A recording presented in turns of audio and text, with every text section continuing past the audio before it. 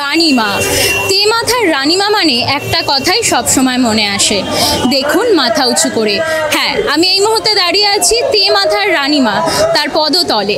মায়ের যে অপরূপ সুন্দর দৃশ্য, মায়ের যে অপরূপ সুন্দর রূপ, হালকা সোনালী বর্ণের তার যে সাজ, সেই সাজই তাকে করে তোলে সবার থেকে অনন্যা। এবং তার এই সাজ দেখতে আপনাদের কিন্তু অবশ্যই আসতে হবে চন্দননগরের তেমাথার রানীমাকে দেখতে। এবং আপনারা এই রানীমায়ের দর্শন করতে পাচ্ছেন সরাসরি NXT ডিজিটালের পর্দায় আপনার বাড়িতে বসে। সাথে আমি আছি অঙ্কিতা।